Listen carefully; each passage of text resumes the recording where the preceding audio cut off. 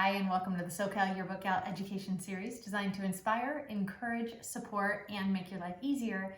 This week we're doing things a little bit differently. I'm going to show you some examples of some really cool books and some examples of chronological coverage, as well as how to get additional coverage and content ideas. So I'm going to show you some examples today and then show you how some schools do it, talk a little bit about organizing your ladder, and then how we can really do an amazing job on this 2020-2021 yearbook.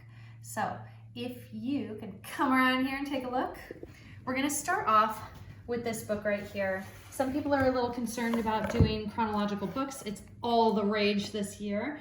But here's a really cool example of a chronological book. This is probably the most simple example of a chronological book. It's broken out in semesters. So you can see that we have right here semester 1 and semester 2. This is the Better in Bold book, and that is from Holy Trinity Episcopal in Melbourne, Florida. And you can see that they broke it out. Semester 1, you still have your student life and you still have your athletics. And then they have academics right here, semester 2, student life, athletics. This is really how chronological books go. You're going to separate it, even if it's monthly or seasonal. You're still going to want to include all of your student life, all of your athletics. Some people include their academics within these different categories as well, and but it's just broken up a little bit. And then, so here's one example. Another example is this one right here. I really love this one. It starts off, this is the Thrive book. It's it's Klein Collins High School in Klein, Texas. And I really like how they did this book because they have the summer spread. So this is kind of the coverage where you have the what you missed. So even if you wanted to include a little bit of, summer or what happened in the spring, a little bit of the spring, you can do that with this sort of an order. So you have your summer, you're talking about what the kids did, all the trips, the adventures, what they went through. What a cool showstopper spread right here. But look at all the coverage. Look at all these kids. You can easily achieve this by sending out surveys. I talked about that in the last video. You can send out surveys weekly and get all sorts of information and cover tons and tons of kids. I'm going to show you some other really cool examples also of how to get lots of kids covered in a very small amount of space. But we still have the summer recap. You can tell down here in the folio that it's still summer, and then we jump into fall. Fall, pages 14 through 53. We're going to talk about fall. We're going to talk about the sports. We're going to talk about the student life, what the kids did. Even if we don't have any big events in person, you can still do this. Look at how cool this is. We're using typography in order to, obviously we're filling up space, but this is a spread that we can absolutely do for 2020, 2021. Even if we don't go back to school at all this year, you can totally do this spread because you can just get full body pictures, do cutouts, and put them really cool typography on here, and then just ask. This is how we grow. It's talking about this student, and then there's a caption for each student, and then we have some really cool by the numbers information here. So we have, it's just broken down. This one's broken down by season, which is really cool.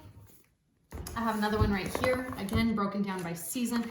Really cool use of white space in this book. This is the Changed Unchanged, the Bard book from Hill Country, and that's a Christian school in Austin. But beautiful use of white space. Really, really clean. But you can see right here that we're starting off with summer. We spend a couple of spreads on summer activities. This is the what you missed, so still summer. Insta summer, so Instagram stuff, trips that kids went on, and then you're going into fall. So you have your fall divider, and then it's separated. You have the activities that the kids did. It looks really cool. So this is a really nice idea for doing chronological coverage. If you're interested in getting alternative coverage, if you're concerned about your content, kids are going to be doing stuff. We just need to figure out what they're doing. You can get that from our surveys. You can do all sorts of stuff in order to figure out what the kids are doing, but what a great picture. So skateboarding is not typically a school sport, but we're still covering it because this is a student at our school. These are students who are, dancing and surfing and skateboarding and doing all sorts of really cool stuff outside of school. So this is absolutely something that we can do this year. And you have a lot of kids covered. Remember that parents and students are going to question if they should purchase a yearbook, but if they're in it, they're going to want to buy it. So let's try and get as much information as we can from them and as many pictures. Reach out to them, ask them about, ask them if you could use pictures from their Instagram or their social media and get that. This is a book, it's Color Me, and it's from Claremont High School. Here's another really beautiful example of something that you can absolutely do. You have a whole bunch of pictures, and then the kids, like, these are, it says Back to the Future, and it's just a time capsule. What would you stick in a time capsule? And then they took a picture of all the things that they would stick in there. Hamilton, the earbuds, and pictures and stuff like that. And then you have quotes from each of these kids saying why it would be important and why it's special. So again, lots of coverage, not a lot of pictures. And that's from the Foundation, the Odyssey book from Seven Lakes High School. And that one's, that's a great example of alternative coverage. These two are very similar. I really love how they did their coverage. You have this book that's, how many pages is this book? Like 200 and something, 297, 300 pages. And down at the bottom, take a look down here, it says, Kenny Sullivan, I just want to survive, get good grades, get all my credits, freshman. Okay, and it has a little tiny picture of him. Brittany Estevez, and it says, I want to be an entrepreneur when I'm older because I want to help people feel more included and comfortable, freshman. And so look at all this coverage, and it's little, it takes up no space, it's just in your folio. And then they have a whole bunch of really cool quotes with student pictures. So great way of increasing the coverage in the book, and it just doesn't take a lot of space. If you're planning on increasing the white space, beautiful job of increasing white space, you can increase the white space and still give pictures, or still get pictures and content from these students too. So that was a really great example. That's from, that's a new book from Inglemoor High School in Kenmore, Washington.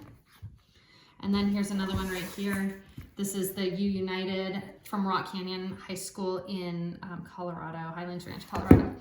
And she did something very similar here. You have a quote from a student, you have their grade. So instead of saying freshman, they had the graduating year, but lots of really cool alternative coverage. You have by the numbers, the stats, it says players report their season success, but tons and tons of coverage, tons of kids, still really beautiful design, but tons of coverage. This is how you get kids in there multiple times. So as far as planning your ladder, you'll want to be aware of how many pages you have. So one of the cool things about doing chronological coverage is that if you run out of content, you can just stop your book, right? You get up to the end and you're like, whoa, I guess we're done. So that's a really cool little perk of doing a chronological book. The other perk of doing a chronological book is that when you're done with a section. So as far as like getting your deadlines met, you'll know that the first half of the book will be done by first semester. Second half of the book will be done at the end of second semester. So it's a really cool way to not have any gaps in your book. So if you're concerned about having gaps, or, well, we don't know if we're going to have this sport or this activity or something, you just do it bit by bit and you fill the book from the beginning to the end. And then that way you're not going to have any of those gaps. A really, really cool book. Oh, and I didn't tell you about this one, but a really cool book that I saw, and I don't have an example of it right now, but they do it weekly. And I love that idea, because if you could do a spread per week or something along those lines, or you can even have, a couple spreads for that week, you have it laid out where you have the week of, and it's in the folio, and it says the week of, September 1st through September 7th or whatever it is. And then you have a spread or a couple of spreads with everything that happened during that week. And then that way, again, you just fill it up. And if some weeks have more content, you're getting a lot more pages to that. And if they have less, you're going to trim that down. But something's happening every single week. We just need to figure out what it is. And it would be really beneficial if you had surveys and if you reach out to the kids and you get pictures off of their Instagram and whatever they're doing, because kids are doing cool stuff. So you may think that nothing's going on, but then there's this huge competition or something that's going on with a student. That would be coverage for that week. So I have a whole ton of ideas for you if you need content ideas, or if you're not sure how to get enough coverage for your book. Please reach out. If you have any ideas for content and coverage, reach out to me too. Let me know, because I'd love to share it with everybody. Thanks so much and good luck.